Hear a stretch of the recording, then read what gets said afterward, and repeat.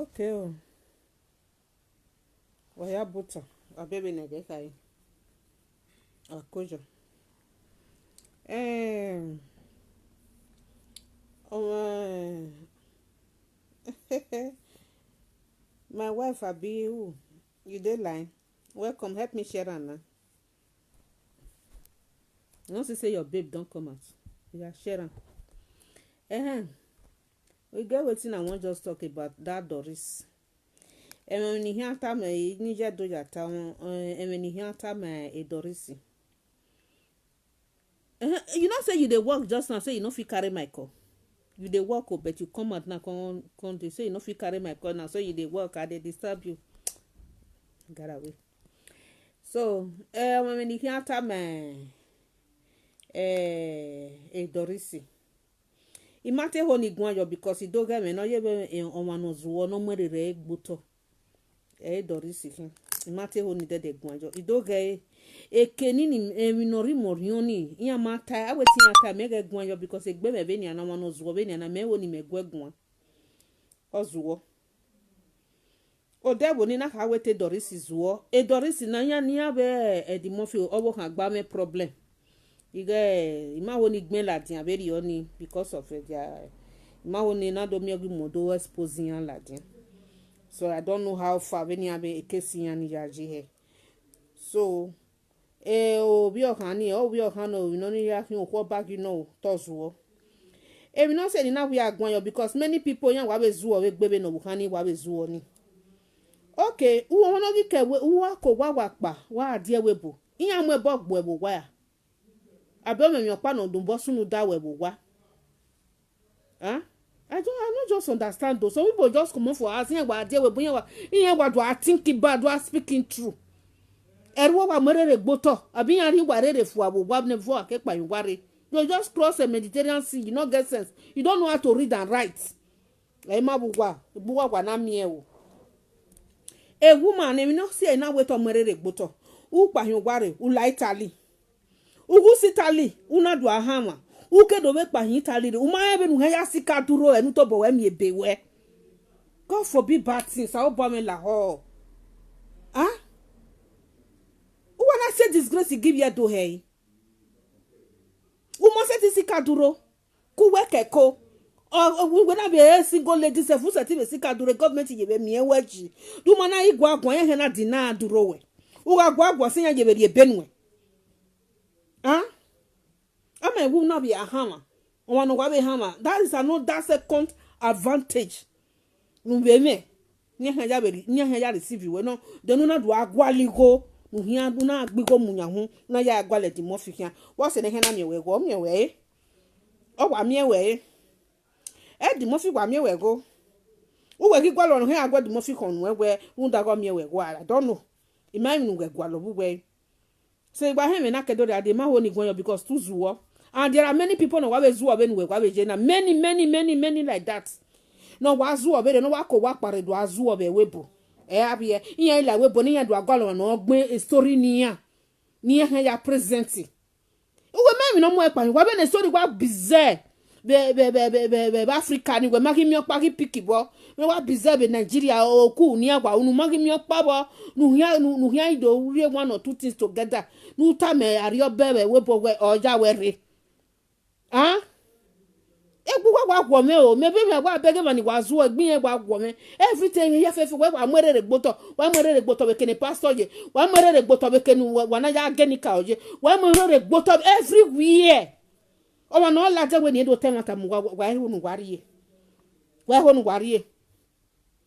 ah o mo se ti gun kekan just simple thing u here zigoji u when we hin na iga hama no saloba wo ese no hama ije me ugu bese wa se jemi ugu afio be father dukun wa ke me kire o ebe ne emi ya fefe wu se ya no ki gbare Nigeria no wu mo nya hu they will receive you una gwa agwan se ebe ni wuzi ko bojo o saloba yan kwari ye jo obo o kwari ye jo obo wa ga izuwa ni wa do agwa no wa hia mo imwe ne gbuwa jojo egbe ah ye we mugu for ga man chop e what an ore me imeta I always eat the fat and leave the bone because I'm not a dog. Iye kita. o se ni na ri funoro ya ri funoro gboloko na ise iso iri ya ri funoro mu gboloko no ro fane na be kita iro wo se gbe iberi onire we wala we bo ma be no ya sika duro e story ya wa vu wo be Nigeria ni wa ma mi opata bo wa Africa many things wa sunu Africa ma mi opa be any country no yare aduro ne European government mi weji una be ahama una de ugu be bie una be agwalo uwu ha mu na agwale no amugo na no mo ebe no dori ebe yobo ozuo o me made de na no ohu wa mu mejo kederi wa de ya wa te we wa se a se so wa gezo of de I will say what be yari go oja ye 500 abi oja yi me stainless we ne stainless igbin taladian yari fa we abi stainless we no 500 now stainless wa be to han o oga be ni meje no 7000 here me we yo to bumere we no are 7000 re ire 2000 ge owo kan bo adi we me 2000 5000 ibe to oge ma gigo ni ri me 7000 euro me 5000 ni me just we la go that the matter like that ire 2000 ire ne dimofi yoga ime no because uzuwa ugwazuwa we ga obi ji me una ga obi me go nwe ni aja gbu e ata upopo ehyan ya gbu de by owe dazon osiwe ye ki jo we ni ya gbazan ni hu egbere upopo ni ya gwogwo egbe for life uga mi me una ho wi do lo bona do lo bono ka ifua no sense in ezuality ni igbe hu erere agwa anya mo no ma je drosi you wala we bo maseti sika duro emi ohe ogwa aru otato bo maseti gunwa una agwalo no hia do ri ebenwe una jigo ya agwale no ri ebenwe eri ho ma wenu wa ya zuwa eri ho ma we eri ono pa ya we na be go ma zo we to bu we la den wuzuwo nuri egbe we la den wuzuwo ku to bo we la den wuzuwo e bon give me we go no wuso e di mo fi no ro ni wen go e mata no rele meta okon wa ka we wetin this one dey talk won ataji e mata no rele meta wen kere o mari bayi beno wa beno agreement is an agreement beno ta ma gini go no hian riere ni o ini go ngwa bo egbata o mi ekere rie nu ebo o ma seti haifu fine gba no ta we riebe we no ponopa eriebe ye gangan eriebe we no pa agreement is an agreement wa bo egbata na we gini go no hin o ge 1000 no ima be ni go no wa bo egbata o ge 1000 no 500 no 3000 no o ma mi go ni riere fu so na ekwariere tu kwe ona ekwariere du mana be kwe utama egwe o igo na igba gwale upa o me reason na gwale upa gwa be gen wa gen ona o to ga ija momo o ga ija kun wa o ma ko sign we mi no gwa lono o fe ko rigo we ori enu tu we kwejo wa fe kwa mi e kere o na ari e igwe kere is agreement between both of you ona o we na ekobi ami biyan we obe no nya ego e igo segba since you agree obe we ni go ni we eko ni go no ri no ekobi agbin no okay if along the line o wo gizeri go kere nu e adomi we yan do ari go ne igo mo yan do ari ne so do we o fe ken gwa bo ebe to tabi okay igo mo na giberi enu na ye ga collect go na ti igo we ke gba ini go no ke wa we calculator ga meneri mewe because ichi to mama ibe ho no ma be chiti me gini go no ke beni ana igo beni ana ke ya collect igo mo na jo igo mo na nuri na nu himi na me collect obe gba ni se anu o ga agreement between both of you yen be yen we je so tan yen ga hasafo maybe 3000 take kere o we o ri kere bo no we giri go moji 3000 ni ga gba be maybe ofo ke be gbo we my sister oteme we 3000 okay there okay so you no go no ke no gba iho ni je be mi we 1000 ye buy ni ja zin egbenu o ga agreement between both of you yen na be awon na ko be rie ba be ko o be en jo bonu be wu na we okay yen say anu en ari that 1000 or extra one to boy ka we yen jo no na ya pon mi we si o he vai hon wa eva o umu wa eva be don wa ko wa koko wa be wa koko wa sumo wa we o wa fo be ri oni e be nu wa ki we na isi le gbe na o wa ho nu wa ki sile ma be o well at because a business na e gbe mi me na di mo fi oparugwe wa ni bunwe be wo ni wa ya fe wa rugwe ere na nia e ma so gwa ro no wa hie na wa yo toto e na no make na ba o no gwa ro pon okpere na no wa ti ozio abego di no ro ni ya ti yo tire ni agwe ore na no hia ba na ga ifo ne ya do ge mi no hia sunu bo abego du ya efe ya tire ne ya tinya yu mo kpere na ya ge mi no sunu ni ro kpere ati ozio illegal e mi na set e jem ni ohia fo antu wa hia be do open abe awa be bo because kemi ni wariri la na eru wa zagawa uwa hia do open uwa hia do rawi agwe yeri ya na ojia eri emi na jia emi na bosti mamege na nete no wa ko gwa no ode no ga bosti kwa obo kan o ke zuo e o ma na gbe kan o ga o ma na gbe kan no ke dori ade ofan nu ane ona fanu e bombu no kwa hia de ye Germany e bombu no kwa hia dejo o hia seguse no gba o seguse no gba be Germany ni na na wa ma when wa gudu wa ga when wa fe ko wa ya kwenche mana wa ma ko wa when wa kwenche ni ya fe ko wa fu video no hie renjo no ya kwa hie renjo toto efu ege ni reni aga e bombu wa ya blast wa mi dere no total jo wo ge no bi oge iya when wa ya do awe test ni wa ga mi no sun runda no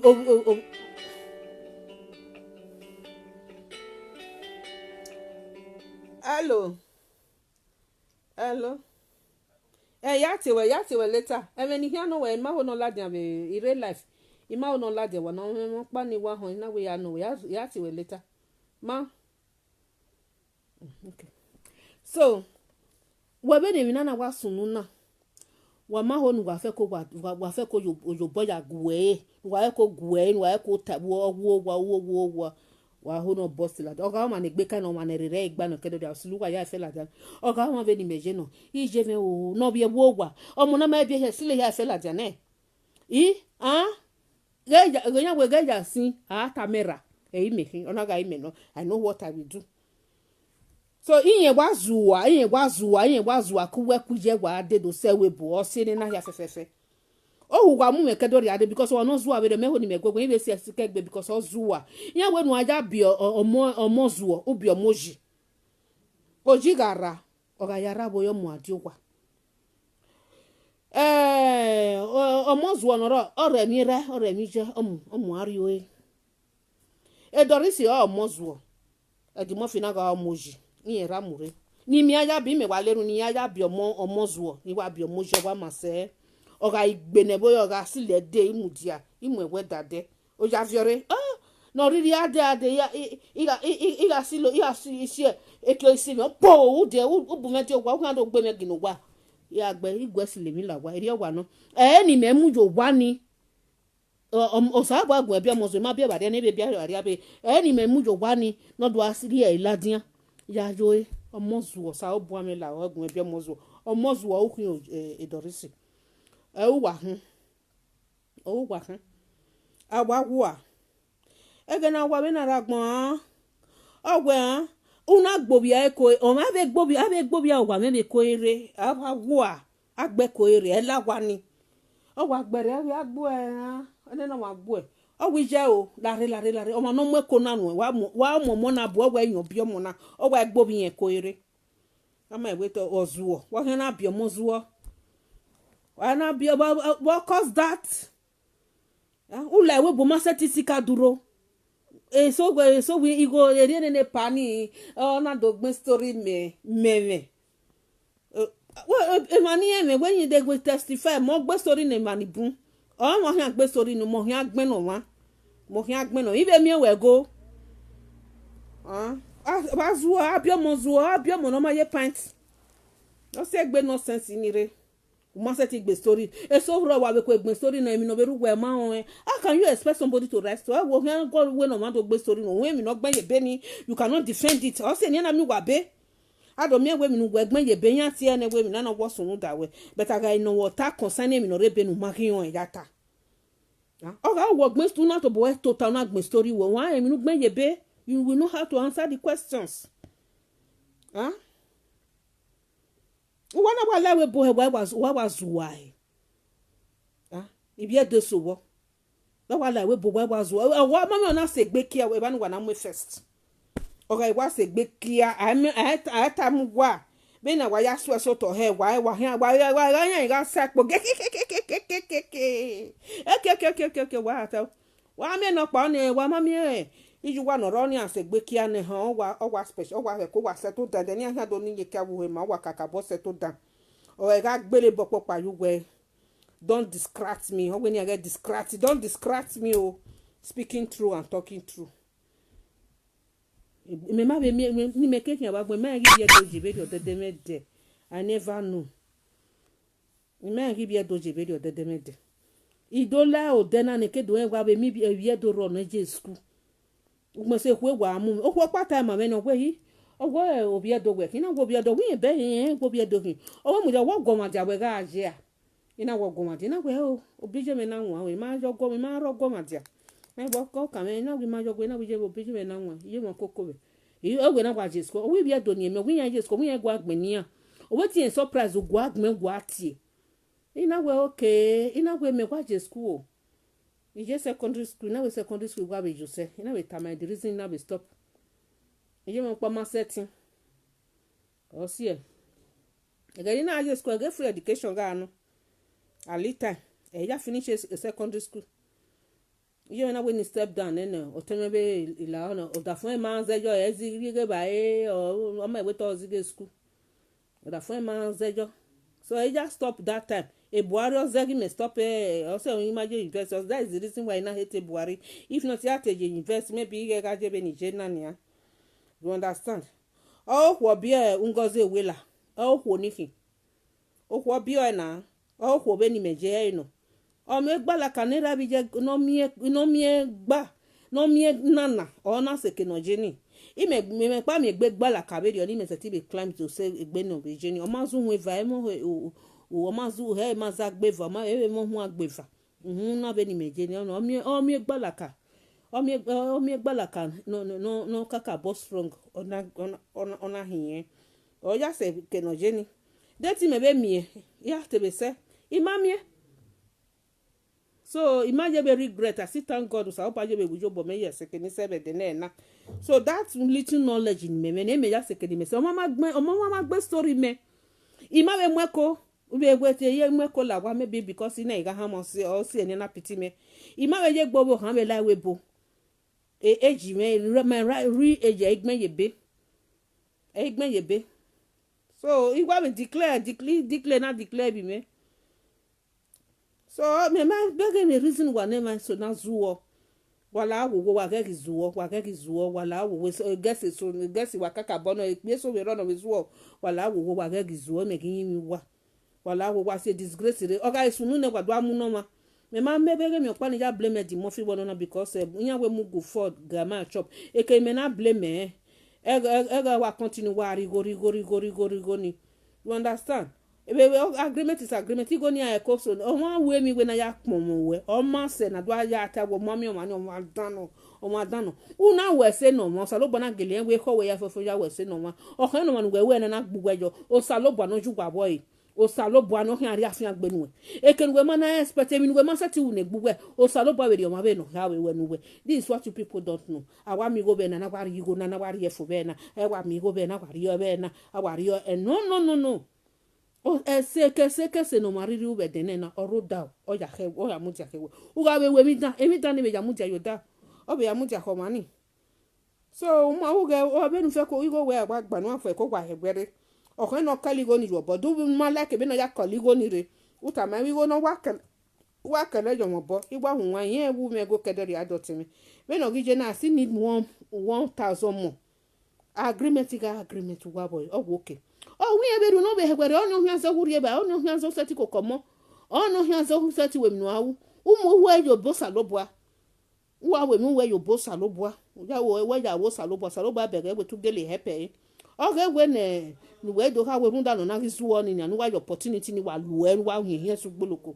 It's not fair, my brother. Egbe rani ededema. You understand? Oge ni do me seti le ku o do ago okiye. I just say the truth of the matter. again your zuo awe to mazuo oga to boya sika duro keke kwe ni eri ebene ni agari ebene ege yenge go sekunu yo gwa ege yengbe you understand no zuo no ga zuo no zuo ko gware ni odo se no na do sekunu yo zuo and zuo ni ojeje ni na jebe ya galo man no ha do we do gwegwa okay ure Facebook when uzuo se we Facebook do Facebook you just enter your live video by yourself and explain yourself to the whole world. What is the need of going and meet another person la wo dogume gwan la wo dogume temena abugba no ya ha won ya re €50 ya ni la wo ko mo pa no agumeta o mo pa no wo wa zuo benu na me Facebook Facebook we ya go mani we na go mani gwan why can't you a life Facebook we who setting on enu temenu ata lo ba nu pa bare una ta o no pa ga ho no ho ita me no ma ho no. That is why we have where imana me 1,000 viewers in it, imana millions viewers in it, imana me 50 viewers in it. I just say, but run paro, ite meni hianta, imaru run pare. If you like, you watch me. If you not like, you not watch me. I not send though. Imana they send because I tell you go, you go have a lot of but it's not on that most women are me viewers in it, imana me plenty million viewers in it. Iwe meni hiao. Ogo run pa mu dia be mano salo bo de bagba igwa be tebe ni atakpa no hon ta mi no ma hon no why is the reason pa nu hena ya ri go no ma we no run pa do gwetem a problem we la dia be live video Facebook live video the reason be nu na me Facebook or we no we on we ya watch o man the reason be yezuo the reason nu hena ri go we la dia ya ri no ma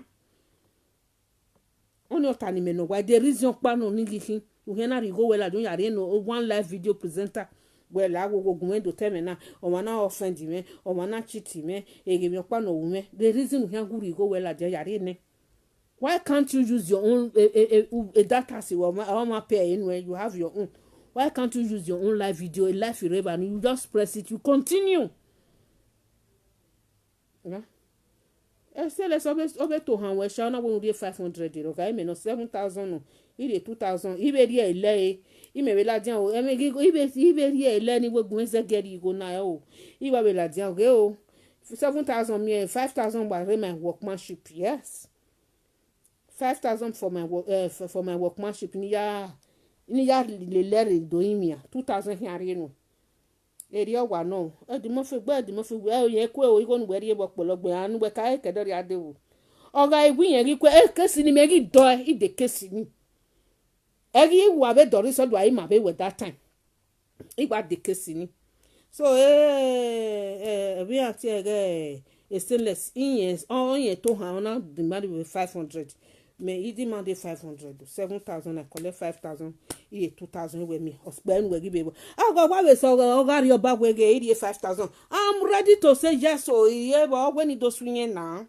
home lawyer ihin yeah oh here lawyer wo wa uri go na lawyer fian we ohin answer so I'm ready we a court amumeri igba jo igba lele seba ni igba lele ye seba gakian yes so just igo ni kele mi anything mama mi imami wa ego jebe uwe ni su we seke no hin na su we ahia ego no yari go ni ma we igari ba we e o ga mu oge ba mi je bo fian iya bo ebo ye fian wa ya we na mu eku nu eto se woto oto se gbo na mu oge ba me be to oge e mata e me ya gwo ma fen o ma ya kan le lo ma fen iye mata e mata ni e me ya gwo ma fen mu oge ba mi ije bo fian so ma keke nu wa ga zu o wala awowo ezuo ni mani bungwa zuo gwa sonu me ni akete me na kedore ade yan wa te gba beki oni zuo oni oma de wa ide ba eri de no de mo fi o ma ja mo gu fo ga man chop o fo le mo gu fo le ona chop ah sa lo bo me da sa ba gun bi mo zuo bi mo jo ma so mo zuo o wa ra yo wa ra wa mo pe go wa mu de no wa mu de owa gbebo mi ko wa mu ede no ko ni wa de kwe eze gelegele no makina yan wo ko makun ajudu ya iwa you do ya ko ko ni lawa udu iwa you udu iwa ya ko eze gelegele ni o yan wa mo se ko wa te yan wa o smesme wo ya kian gele straight o wa se gele ni o ma kian yan ma open si poti you do ya ko yan wo ko ma kian you do ya gwa ya gwa vie hela wa o ma so ya bi o mo zuo ni do vie nwe gwa o ya vie o viari we e do ri so mo zuo no na mu go no be kun ona mu na de mofi ase tifi oji no ma ona ina kwa kolete uwa kan do gwegwi o me ma gwegwi o do wa na gwedi mofi gwi me ma gwegwi o do mofi ma ri abe wono na awo se kinojo na de so me ma gwegwi yan we stainless we 500 stainless o we cheap gbe home lawyer we very cheap o gi me ma cheap o iko ni awari e la dia my sister we ri agwa no yan ri we ri ko ti gba be mo gbe me no be ko so e hian igba le lo e o we no aseba ni je so igba be ta ibe to rejo o ha be mu me ibe te mo pa gbafa ibe be me ke be te me ni ata ibe jo gware na wike do te me ni ata igba ta igba kale ya ikale okoni wetin e kale kwa me kale kwa igba ki me kale jo igba ko ya kale jo isi ekoko ya na kalo kwa ni me sanoji igba kale ya jo igba kale yo ye sie ya koko do huru ko so mo bun e huru wala wo we me yo salo boy wa ge iga so no hia sika duro to bo we story no sunu nia u to bo we ta because yan no wo topa gbere gbegbe ni anon we last 2 years yan de gbe with your sister they oga 5 questions yan no we last 2 years yan here don't know we be je na they will now bring 10 still oga 15 questions yan de in 5 questions yan kan no we ni yan me gben yo to yan de gbe do vi another thing by eriyan ja we yan de gbe do vi another thing yan de gbe do vi by yan de gbe do no water ni aka no yan ke ba ni sun e ka wetin yan mia yan ma mia ye wana wa se we boy wa do azuo particular wa guess egbe kia wana wa mu first nye wa temi kia no wa ga gie ehon ni ga sweet ehon ni ga debu nuya be nuya e guess bi edo yan ke hon ni ji hon e so no ro abe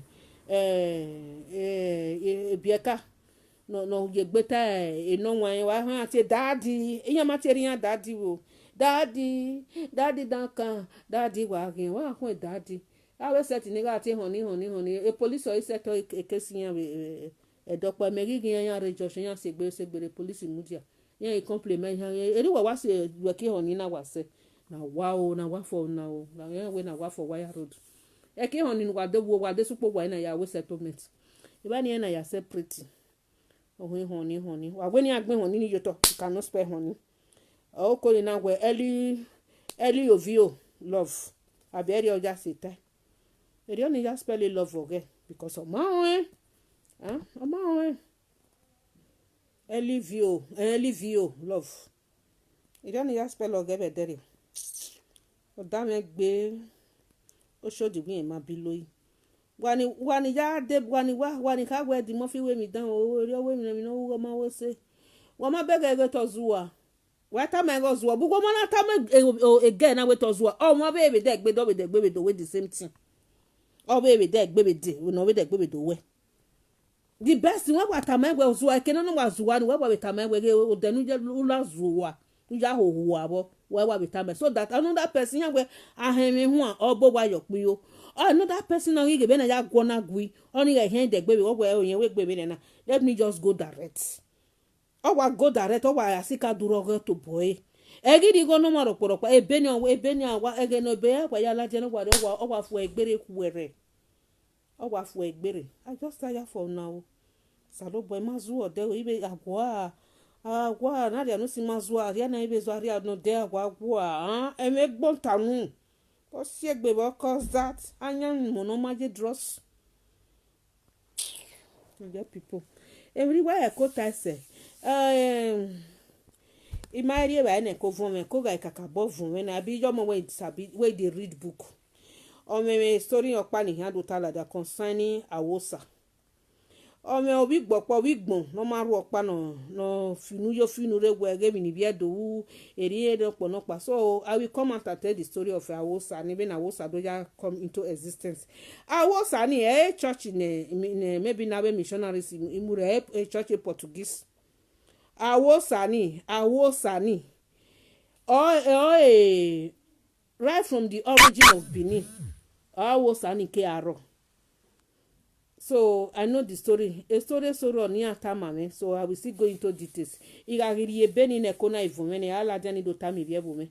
Ya je do ta ya beje buta. Udawi bi gbono marueni. So imaka omaminu wamae. What you don't know, don't talk about it. You never know the story of that Awosa. Awosa is not a Portuguese church. A church abe father. A church in Redone before the Portuguese come to Nigeria to Benin Kingdom. Awosa ni church kekan wa church kekan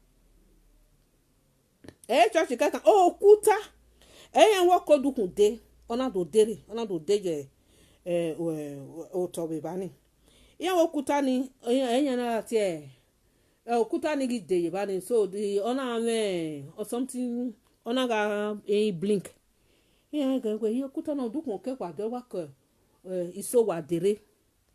So Ibiedo Idu that time they were calling them Idu. Iya na de yana dwa ige Awosa ni that time yana dwa lerun we bani erun kerun ni ariri na we bani that time. Osaloba onaga hon. So they prayed through that place to God.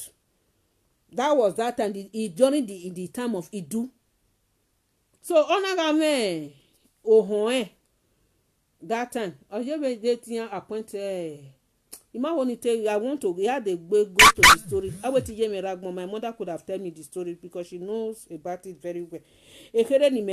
Before okay, I had to then I will still go to history book. Maybe that one will be my next topic. So, in that time, the priest Awosa at that time. Iyan appointed whether the senior person oga or bitian appointed. I don't know of what I want to go to detail and know when Iyan appointed the priest that time. Noga agba noga awe ohun so if you do maybe I'm a Robert do that time he do that time. Iyan je through that priest oheni iyan ya lerun we bani ye okuta ni no de kusore ni. Yeah, lerun jo maybe raw. Maybe this pandemic no miamena vuenya na they go there and pray. Kemi ne me be sania iya be yahwe. Ebani na go salobwa that time. So again the British yare ni aya dodo le mi vio. Ya bu okuta ni. Okuta no de kisore ni. Ya mu okuta ni. So during the time of our Oba Sigie, I think so. Do ya this Holy Church of Awosa. The Holy Church of Awosa, Cathedral Church of Awosa. That was the time do ya boy ebani. Because my whole name nani no kasun that time. Do boy. If you don't on son before the Portuguese come, we know God before the Portuguese come. We know the way we serve God. Our church Awosa ni meka aja gani je no kwa na ragbo mega alele jo be gani. That's the old days time. Iyan wo the church in that time. When was any man do ya yon do appoint him. A church in no. It's one property no inherit the kingdom Benin Kingdom no. So he has the right to appoint anybody. He has the right to the right to be church in. So do what my because when you do so why agbebu wa ya mune ehon igmono maru eni no unu nyama be money do aka we ma woni tie bonus. So then ya redo tell the story. Let me have time. Ika abori ye beni e ko ga ifun eni ade do tie. I know some of the story.